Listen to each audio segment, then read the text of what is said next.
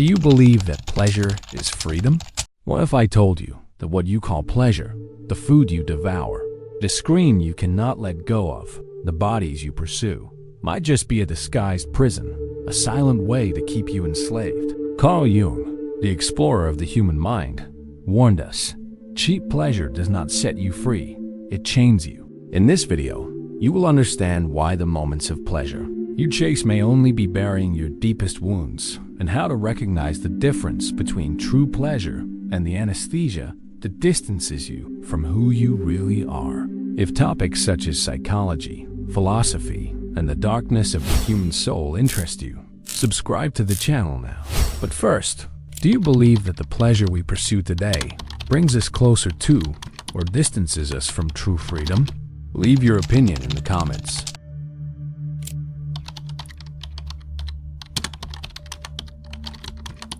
Pleasure is sold as the ultimate frontier of freedom. We live in an era that idolizes immediate sensation, that convinces us that every satisfied desire is a personal achievement. But, as Carl Jung warned, what we often call pleasure is nothing more than a carefully disguised escape, a way to silence the pain hidden in the depths of the psyche. Every click on the screen, every impulsive purchase, every empty encounter with someone we do not truly touch serves as an emotional band-aid for a void we do not want to face. The great illusion of modern pleasure is precisely this. It does not fill us. It only distances us from who we really are, trading presence for quick doses of relief. The confusion between pleasure and freedom is one of the greatest traps of the mind. We think we are choosing freely when we seek that sip of alcohol, that notification on the phone, or that irresistible sweet, but in reality, we are just repeating automatic patterns, conditioned to run from inner silence. What should be a celebration of life turns into compulsion, and each moment of pleasure becomes just a pause in the race against ourselves. Jung called this the prison of the shadow, an unconscious part of our mind that holds everything we do not want to see. While we believe we are in control, it is the shadow that commands our moves, leading us to pleasures that are deep down, nothing but anesthetic mechanisms. When we analyze deeply, we realize that much of what we call pleasure is just relief, the momentary relief from anguish, boredom, loneliness, or fear. But relief is not joy. Relief is the temporary end of a pain that remains alive, hidden just beneath the surface. That is why cheap pleasure is so addictive. It gives us the sensation that we have escaped, when in fact we are only postponing the confrontation with our own mind. Like a prisoner who decorates his cell with flowers to forget the walls, we decorate our routine with distractions, believing we are free, when in fact we are captives of an invisible cage. Another crucial point is that illusory pleasure turns us into predictable consumers. When our pursuit of pleasure is limited to quick responses, the sweet treat to silence sadness, the endless scrolling to forget loneliness, we become easily manipulated. The industries of attention and desire know exactly how to capture this impulse. Jung said that the man who does not know himself becomes a hostage to any external force. And in this context, the inability to distinguish genuine pleasure from manufactured pleasure keeps us in a constant state of hunger, always chasing something that never fully satisfies. There is also the guilt that accompanies illusory pleasure. How many times have you felt empty after an experience that was supposed to be pleasurable? How many times have you sought pleasure only to feel the need for more and more moments later? This happens because superficial pleasure does not nourish us. It only deceives us with a temporary feeling of fulfillment. When the effect fades, the wound we tried to hide is still there, even deeper. This post-pleasure emptiness is the clearest sign that what we were seeking was not freedom, but rather an attempt to avoid meeting ourselves. Silence, on the other hand, is what truly sets us free. However, it is uncomfortable because it reveals the truth. When we are alone and without distractions, all the repressed emotions, all the old pains, all the hidden fears emerge. It is in this moment that we understand why superficial pleasure is so seductive. It spares us from this confrontation. But without this confrontation, there is no growth. Jung taught that only by facing the shadow, those denied aspects of our own mind, Can we integrate our true essence? Illusory pleasure, therefore, is nothing but a postponement of this task, an invitation to keep living on the surface. To break this illusion, it is necessary to learn to differentiate pleasure from presence. Real pleasure is born from the sincere encounter with the now, without the need to hide anything. It does not demand haste, does not leave guilt, and does not create dependency. It is a spontaneous laugh, a deep gaze, a moment of silence that makes us feel alive without needing anything beyond our own awareness. This kind of pleasure is rare precisely because it is not offered by the external world. It requires courage, the courage to be whole without anesthesia before ourselves. If you feel that something inside you is restless, that quick pleasures no longer fill you, know that this is not a problem, but a calling. Discomfort is the first sign that the illusion is dissolving. When we stop believing that pleasure is simply the absence of pain, we create space to discover something greater, the peace that does not depend on external stimuli, the presence that cannot be bought, the genuine pleasure that is born from the simple fact of existing. And this discovery is the beginning of an inner transformation that Jung called individuation, the process of becoming whole and free.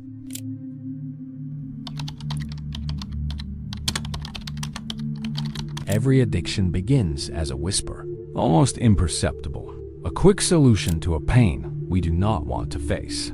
Jung said that what does not become conscious governs us as fate. And addiction is precisely this invisible force, fueled by wounds we carry since childhood. When we were small and cried, we were often not heard. We learned early that showing pain does not attract care, but showing joy does. And so, to be accepted, we swallowed our tears and built masks. Every addiction we carry today, whether it is the phone, food, alcohol, or sex, is an extension of this mask. A way of not having to look at the pain left behind, still pulsing. Distraction is the first anesthetic we learn to use. Do you remember when you cried and someone offered you a candy?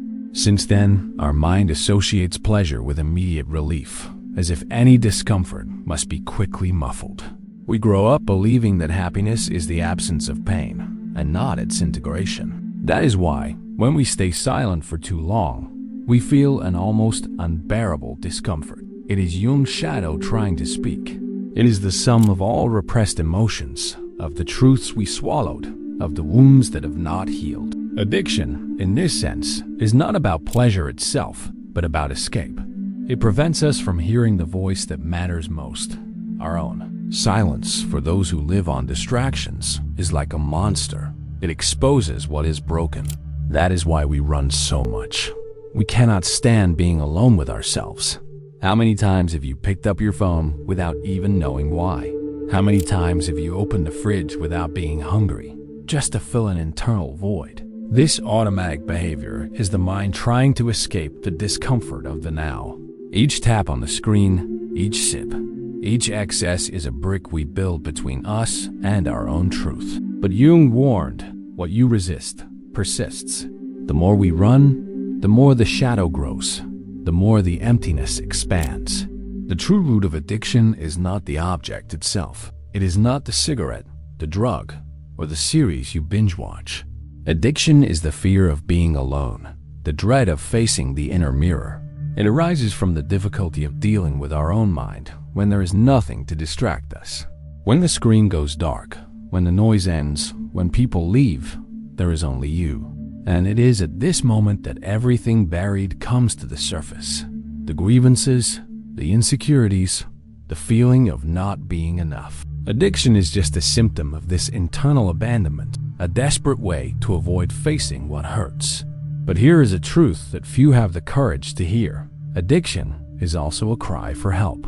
Every time you seek something to numb yourself, your psyche is begging you to stop, breathe, and look within.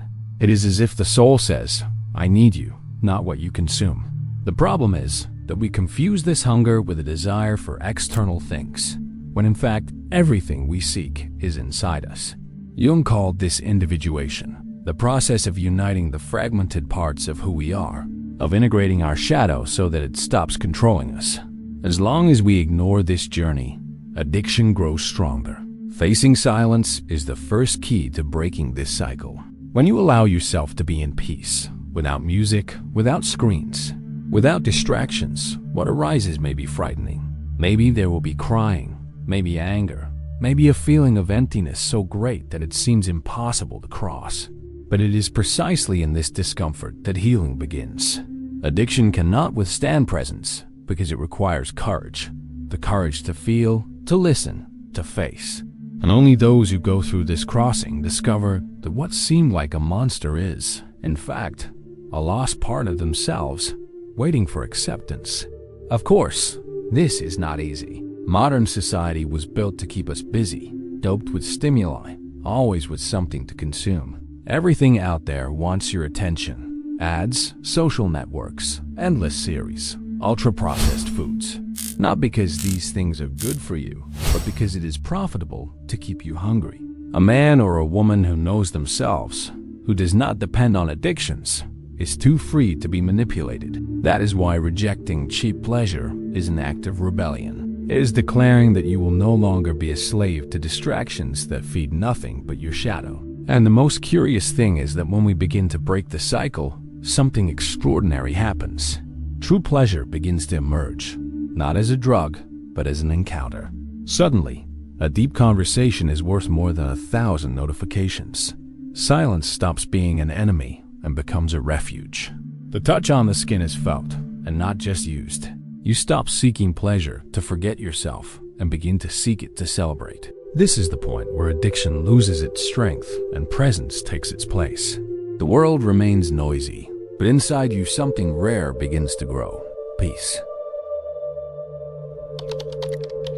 Rejecting cheap pleasure, the one that only numbs, is one of the deepest acts of resistance someone can practice in a world that profits from our distraction. Modern society wants us to always be hungry for more attention, for more consumption, for more stimuli, because those who are hungry become predictable and easy to manipulate. Carl Jung understood that a man who does not know his own shadow becomes a slave to promises of instant pleasure. He trades depth for spectacle, presence for dopamine, truth for approval. By saying no to shallow pleasure, you are saying yes to a more authentic life, a life that does not submit to the constant noise the distraction industry produces. The true rebel is not the one who screams against the system, but the one who remains silent when everyone shouts.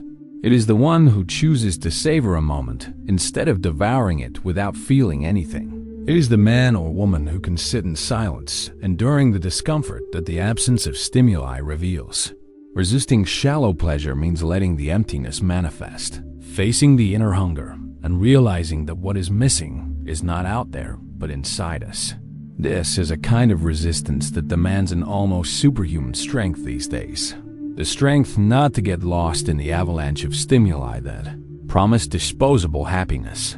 This silence that scares us so much is in fact the gateway to a fuller life. It gives us back the power to truly feel, to connect with emotions that were buried under layers of addictions and distractions.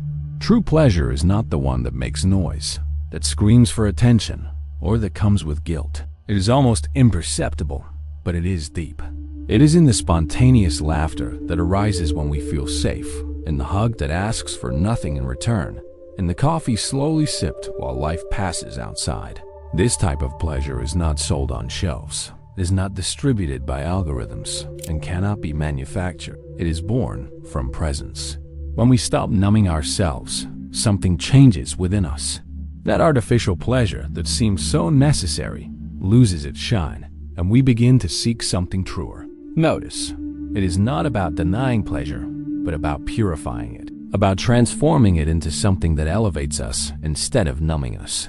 By doing this, you start to realize that true freedom is not in consuming everything you desire, but in not being a slave to any of it. Jung warned us that we are not what happens to us, but what we choose to do with what happens to us. Choosing to feel, choosing to be present, is a revolutionary act in a world where almost everyone is running away from themselves. Of course, this path is frightening. When you start rejecting superficial pleasure, you will feel strange. The world will keep screaming, trying to seduce you with novelties, likes, and instant validations. People may even call you crazy for choosing silence over noise, depth over distraction. But it is exactly in this choice that true strength is born. The one who can be alone, who does not need constant stimuli to feel alive, becomes untamable. He cannot be bought, cannot be controlled, because he has found something priceless: peace. The great trap of shallow pleasure is that it is comfortable like a padded cell. It is soft, it is easy, it is immediate, but it is a prison. When you dare to leave this prison, the world may seem cold and quiet at first, but it is in this silence that you find your voice. The absence of noise reveals your essence, what was hidden behind clicks, consumption, and empty pursuits. You begin to realize that true pleasure does not need to be intense or explosive to be real. It can be simple, quiet, and still immensely transformative. This is the pleasure that cannot be bought. It is not in the next episode of the series, nor in the next scroll of the feed, nor in the next purchase. It is in moments so small that they almost go unnoticed, but that carry a unique depth.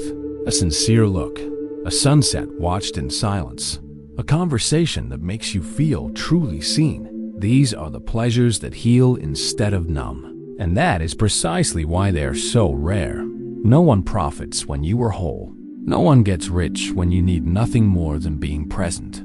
Pleasure is silent resistance is, in the end, a return to what you have always been. It is the abandonment of the illusion that you need something outside yourself to feel complete. By rejecting superficial pleasure, you create space for a mature pleasure, one that is not confused with escape, but with celebration. You no longer live chasing something that never arrives, because you finally understand that what you seek has always been within you. This is the revolution that Jung wanted us to discover, the revolution of being whole in a fragmented world.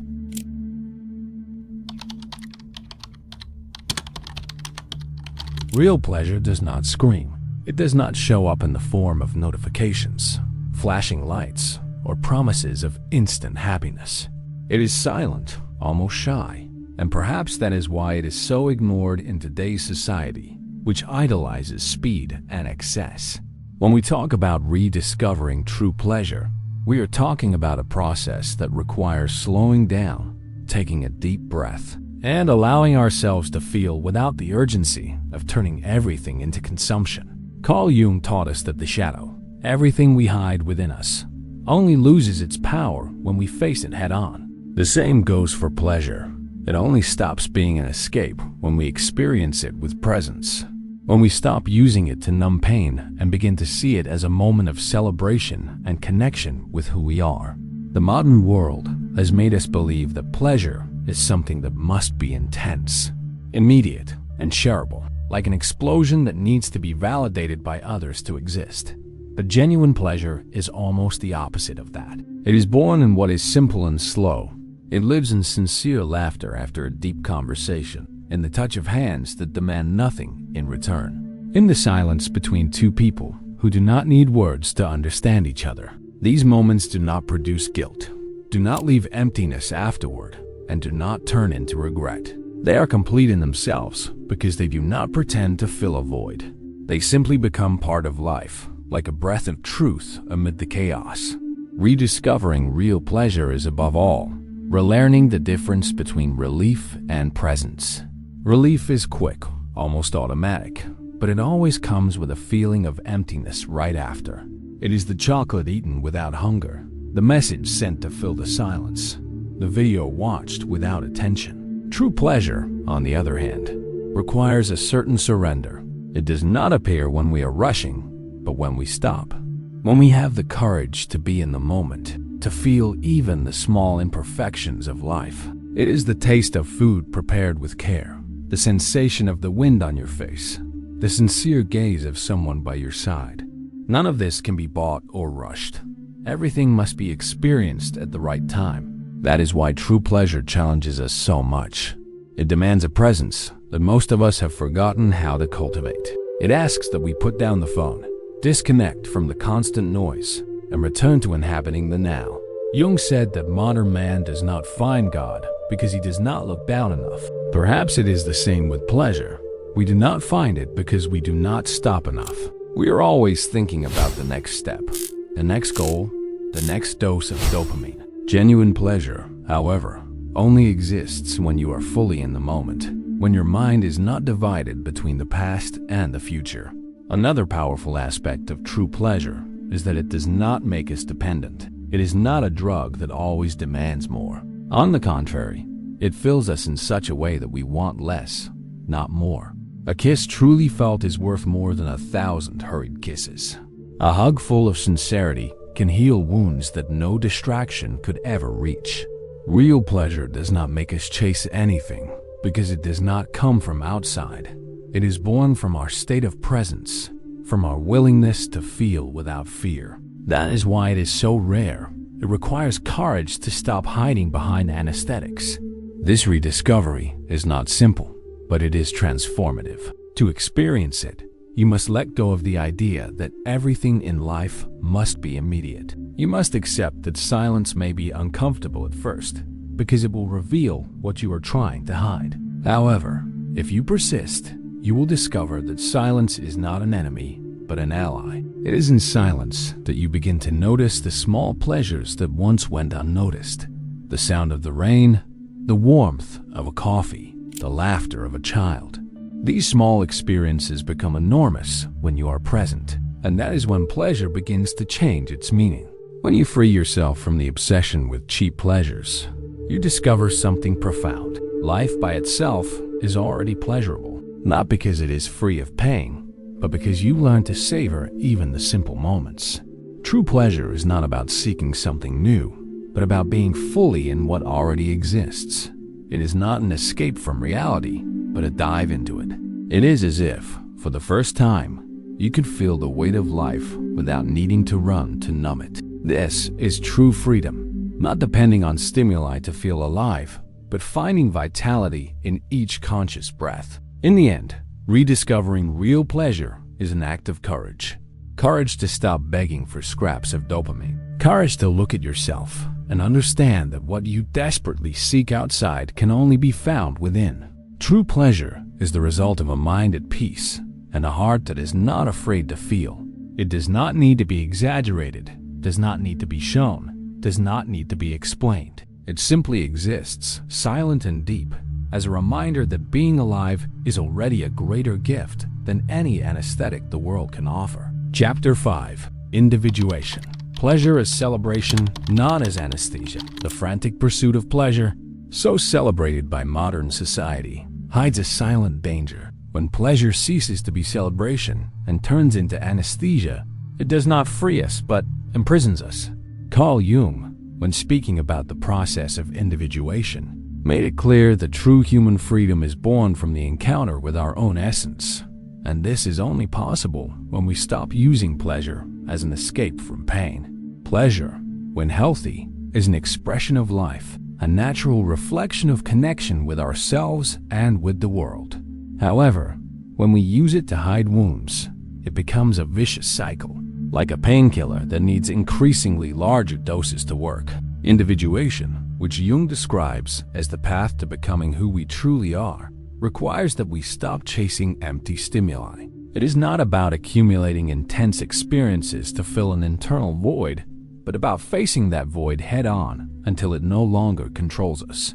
When we understand this, we realize that true pleasure is not the absence of pain, but the full acceptance of life, with all its imperfections. Pleasure as celebration arises precisely from the courage to live without masks, to embrace both our light and our shadow without constantly seeking distraction. The anesthesia of pleasure is present in almost everything around us. Social media, pornography, digital addictions, compulsive consumption. All of these promise quick and easy pleasure, but they leave us more exhausted and disconnected than ever. Jung said that the soul cannot be deceived. Even when we try to fill our emptiness with 1,000 stimuli, there is an inner voice that keeps asking for something real. Anesthetic pleasure is like drinking salt water. The more we drink, the thirstier we become. That is why the first step toward individuation is to notice which pleasures are nourishing us and which are only weakening us. Living pleasure as celebration means abandoning the logic of compulsion. It means savoring a meal because you are present in it, not because you need to draw emotions. It means feeling the beauty of a moment without the need to show it to the world. Individuation is the path where we begin to seek less intensity and more truth. We stop wanting more and more and start feeling better and better. This is one of the greatest signs of psychological maturity, when pleasure ceases to be an obsession and becomes a natural consequence of being aligned with oneself. But this change requires courage to face discomfort. When we stop using pleasure as anesthesia, the first thing we feel is the weight of what we were trying to avoid: loneliness, insecurity, anguish. This is the point where many give up, because the silence of abstaining from cheap pleasures seems unbearable. However, it is precisely there that true transformation begins. Jung said that there is no enlightenment without going through darkness. In the same way, there is no true pleasure without first going through the withdrawal from false pleasure. When pleasure becomes celebration, it stops depending on external circumstances. You do not need something grand to feel good. Just being fully present in what you do is enough. Individuation leads us to a state where even small moments, a sincere conversation, a sunset, a song, become deeply satisfying. It is as if we stop being slaves to dopamine spikes and begin to connect with a more stable and serene joy. This is the difference between the pleasure of those who escape and the pleasure of those who live. One is restless and empty. The other is deep and lasting. Furthermore, living pleasure as celebration means understanding that it is not an end in itself, but a reflection of inner harmony. When we are aligned with our values, with our purpose, and with our essence, pleasure arises naturally, without effort. We do not need to seek it excessively because it becomes part of everything we do.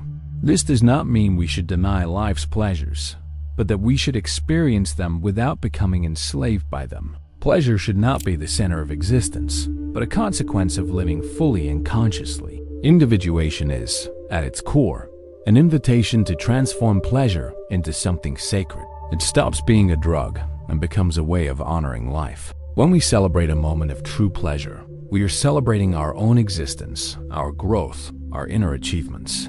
It is a silent dance between who we are and who we can still become. And it is in this dance that we find freedom. Not the freedom to do everything we want, but the freedom to no longer be slaves to what numbs us.